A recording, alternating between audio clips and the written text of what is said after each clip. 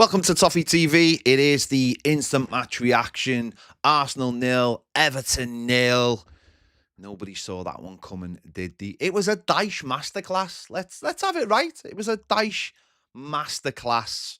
That's why you have Sean Dyche as your manager. It's just the other games where you want to try and win them. But for a game like this, he's the perfect manager to have. And to be fair, the game plan was pretty solid. It needed everybody, nearly everybody, doing their job and getting us through. Obviously, some big saves from Jordan Pickford as well. Set pieces, I thought we defended really, really well. And I think that was the big thing today.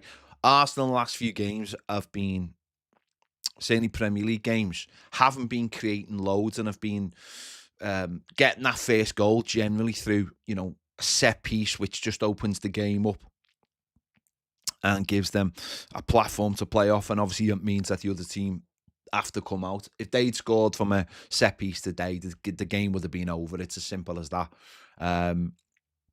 Just because, obviously, of the way we play and the way we set up. And everyone had to dig in, and everyone did dig in today. There was some superb performances, they really were. Obviously, Jordan Pickford was excellent, made some big saves, but not just the saves. I just think there's some moments, like his weird volleyball punch thing that he did in the first half, just being big and basically saying to him, "You're going to have to be massive to get past me today." So he had a really good game. Mykolenko had a really, really good game as well. I know they'll be crying it in, saying it was a penalty at the end. It wasn't a penalty. And he upset Saka. He really upset him. He got under his skin. It wasn't, Saka was trying to do all kinds of different things to get past him. And he did, listen, he did get past him at times. But I just think he made it uncomfortable for him, so he knew he was in a game and he knew he wasn't going to have a nice day. Just being able to go past the fullback as much as he wants. Thought the Disagana game was magnificent.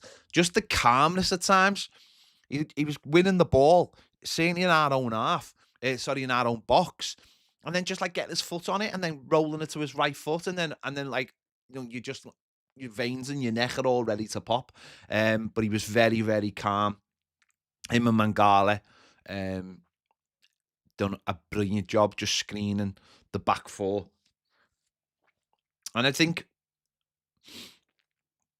listen, if you're going to go to Arsenal, it's going to be tough. You can't open yourself up. Everton are not good enough to go to Arsenal and try and play football. I mean, barely good enough to go anywhere and play football, but you can't go to Arsenal and be open. And we've just been really, really dogged today. And I've got no problem with that whatsoever. I haven't seen, the way we played at Manchester United, the last game out now, stupid we were. And there was a couple of moments today, don't get me wrong, a couple of silly things, like Branthwaite a couple of times. I don't know why, but Branthwaite's come back and doesn't seem to have the ability to pass a ball with the right amount of weight needed on it. Toffee did a really, really stupid back-headed, which led to said volleyball Top Gun punch by Jordan Pickford. Jordan Pickford himself bobbled one into Tarkowski, which then he played the ball onto their play, which went out. So there was moments where we got caught doing silly things, but for the most part, we had enough players back, and they, it was a case of actually those things happened so deep in our half that they didn't have the space to run into because we were playing so deeply. So, was it nice to watch? No, because you kept on thinking, and I imagine most Evertonians will agree with me here, is that most Evertonians believe that they were going to score a last-minute winner. And it felt like when we came out for the second half, we just decided we weren't going to do anything. You look at the clock with like 60 minutes to go, and it was like, there's 30 minutes to go, 60 minute gone. You think, God, there's another 30 minutes of this. But when they took Rice off and Odegaard, obviously Rice being their main, their real dangerous set piece take it. I thought that was a big sign. That obviously, not that they'd given up, but they were going to try something different. And I was quite comfortable, to be honest, with them trying to score from open play. Or, I thought we had enough about us. Like, it wasn't, that's not a lucky point. We've gone there today and we've worked really, really hard for that point, and we've got our rewards. We've defended really well. That's the other side of football, and I have no problem with that whatsoever. Sean Dyche earns his money in moments like this. Absolutely. This is Sean Dyche's bread and butter, and I have no problem with that whatsoever. I'm not sitting here going, these aren't the games where you're going to be expansive, where you're going to like throw, how someone messaged me going, now would be a good time to put Nathan Patterson. I was like, no, it's not. No, this isn't a good time to put Nathan Patterson on. Ashley Young is doing very, very well. Thank you very much. I mean, if I was going to bring Patterson on, I probably would have put Patterson on in front of Ashley Young, because I think that was the real negative point today. Or if there was a sort of negative point, is that our right-hand side is abysmal. Like, Jack Harrison was poor today, like really, really poor. And then Lindstrom came on and he couldn't do anything. I mean, he had a couple of opportunities to get Brozier into a little bit of space, and just kept on whacking it towards their centre-backs.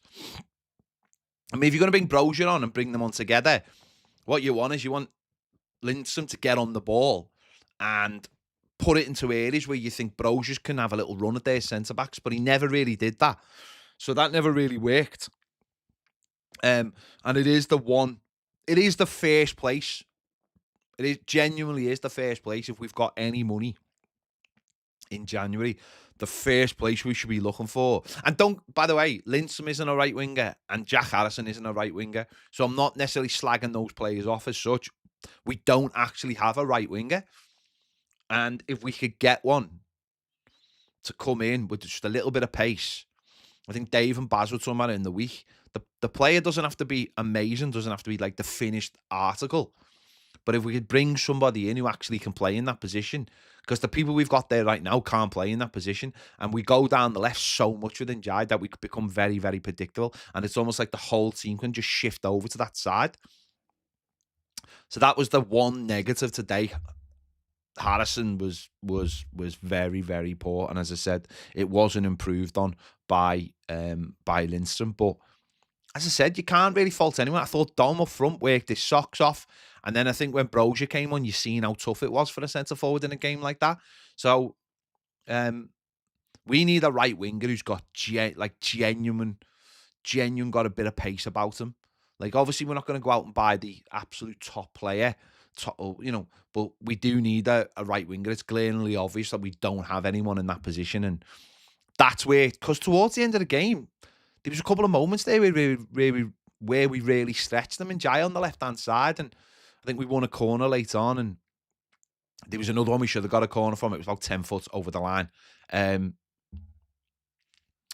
So we could have got a little bit more in the end, because they just looked a little bit scared. Obviously, the big chance for us was Decore, obviously the first chance of the game. And that was a really good chance. And if he could have took just a little bit more care of that, possibly as Gabriel slid in, just pull it back onto your right foot. It would have just been him and the goalkeeper. But actually, him waiting, him sort of taking his time on that, allowed for Gabriel, and it makes it look like Gabriel's done a brilliant challenge. But if Decore literally just has to stop, and the guy's going to just slide past him, and he's got the entire goal and that was our only real chance. I think in the second half, our XG was 0.01. For most of it, it was actually no for most of the second half. But I think at the beginning of the month, if you'd asked me, I think I said a couple of weeks ago, that I think we needed to get to, I think I said 18 points by the end of this month, which would be 2 points, 2 wins and a draw. So obviously, and it was like, well, where are we going to get that from? And I think if we get to 18 points at the end of the month, if we're on 18 points by the end of the month, I think we'll have a better second half of the season. You know, double 18 points, and you might already be safe. But if you just add 2 or 3 to that, then you definitely are safe. So I think if Everton can get to 18 points, and that means 1 win. Obviously, as we sit here, that would be, you'd look at Forest at home, who have the opportunity as they're about to kick off and they could go in the top 4. I appreciate that, but if we could get a win and it is Forest, then that's not, as I said, it's not great. It's not where we want to be. I think we're better than that, but I think if we can get to 18 points, so I think a lot of people felt like there was a point going to be coming from somewhere. Whether it be Arsenal, whether it been last week, obviously with the Merseyside derby being cancelled, or whether it been Chelsea next week, I think we thought we could get a point. And then obviously Wolves was the win. If we can get one more win in these fixtures before New Year, then 18 points, not amazing point a game, because obviously we'll have that game in hand.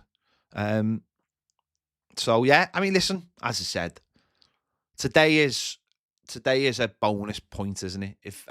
We're all happy for that, because I was doing an Arsenal show last night, me and Baz, and we were talking about this game. We've been looking at it, haven't we, as like a block of 4: Liverpool, Arsenal, Chelsea, and City. Now, obviously, Liverpool didn't happen.